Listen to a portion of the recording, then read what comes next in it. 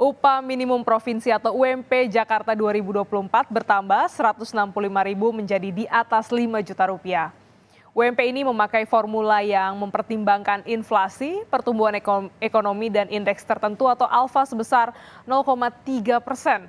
UMP ini berlaku bagi buruh atau pekerja dengan masa kerja kurang dari 1 tahun.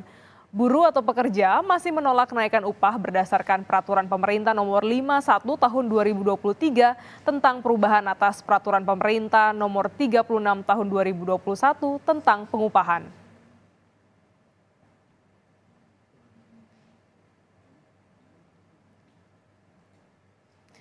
Upah di Jakarta dan hampir semua provinsi di Indonesia naik. Pendapatan naik, apakah masyarakatnya auto sejahtera?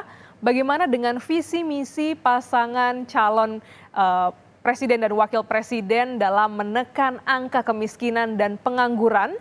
Kompas Bisnis sudah bersama dengan Bima Yudhistira, Direktur Eksekutif Selio. Selamat pagi Pak Bima. Selamat pagi. Ya, kita tahu sudah ada 3 pasangan calon untuk Pilpres kita dan baru saja kemarin UMP ini dinaikkan begitu ya. Mengapa sebenarnya kemiskinan harus menjadi poin serius dalam visi misi pasangan calon presiden dan wakil presiden ini? Ya, kita masih punya 25 juta orang miskin di Indonesia. Itu angka yang terlalu besar untuk negara yang punya cita-cita menjadi negara maju di 2045.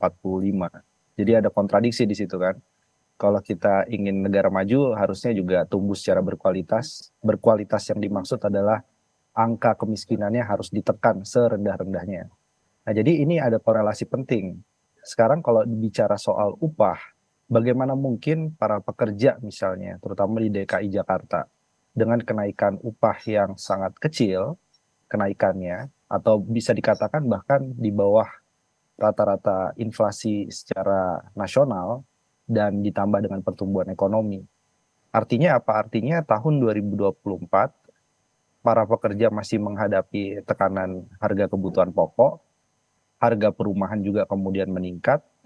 Kita nggak tahu juga soal harga energi, sementara upahnya kenaikannya masih dianggap terlalu rendah, dan ini akan mengancam pekerja yang seolah-olah dia bekerja menerima upah, sebenarnya masih masuk dalam kategori miskin.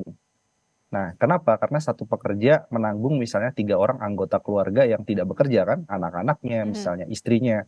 Itu kalau dilihat garis kemiskinan 500.000 rupiah dikalikan misalnya 4 saja, itu kan sudah 2 juta, belum pengeluaran-pengeluaran lainnya.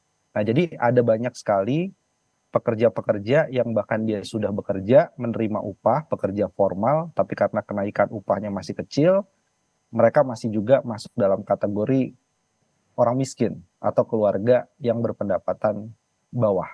Nah, itu yang sebenarnya ingin dihindari dari formulasi upah yang perlu direvisi. Ya, bicara soal garis kemiskinan tadi Pak Bima menyinggung soal pendapatan pekerja yang di bawah 500.000 rupiah ini dikategorikan miskin, sedangkan menurut Bank Dunia ini nilainya adalah 1,5 juta rupiah. Ada gap yang besar. Ini masih relevan nggak sih kalau Indonesia memakai pendapatan 500.000 rupiah sebagai batas garis kemiskinan?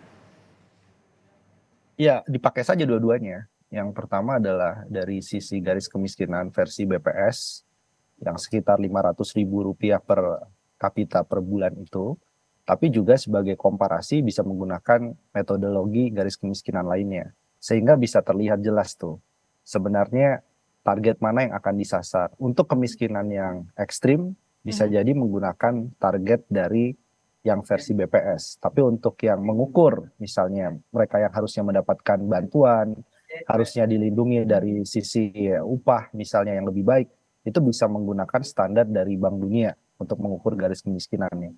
Jadi jangan sampai garis kemiskinan yang ada sekarang sudah rendah, kemudian upahnya kenaikannya juga kecil, itu membuat orang bekerja tetap miskin dan susah untuk melakukan mobilisasi atau mobilitas sosial.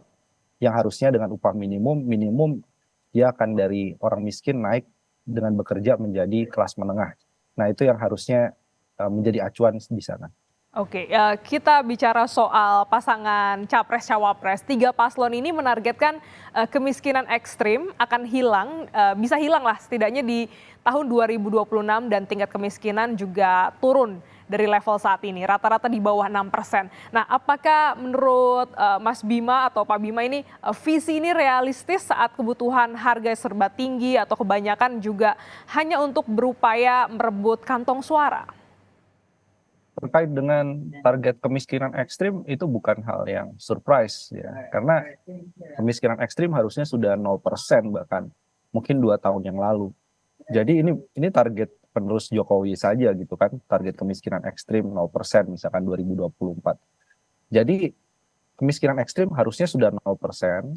Yang menjadi PR adalah bagaimana caranya agar satu, orang yang miskin tidak semakin miskin. Mhm. Yang kedua, yang kelas menengah tidak jatuh di bawah kemiskinan. Jadi ada masalahnya itu bukan hanya yang ekstrim aja, tapi juga masalah yang rentan miskin dan juga yang sedang miskin jangan jatuh ke bawah. Karena di 2024 harga pangan, cabai, beras, kemudian gula itu semua beresiko naik. Tekanan suku bunga juga membuat kelas menengah karena dia harus mencicil KPR bisa jadi turun menjadi orang miskin, itu sangat mungkin terjadi karena suku bunga, biaya konstruksi, bahan baku konstruksi juga naik. Sementara dari sisi pendapatan, baik pekerja formal apalagi informal, tidak mampu mengejar tingkat kenaikan kebutuhan hidup. Nah, itu jadi yang harus dijaga, yang ekstrim itu ditekan sampai 0%, yang sudah ekstrim sekarang, tapi yang miskin itu jangan sampai jadi ekstrim yang baru, jadi miskin ekstrim yang baru.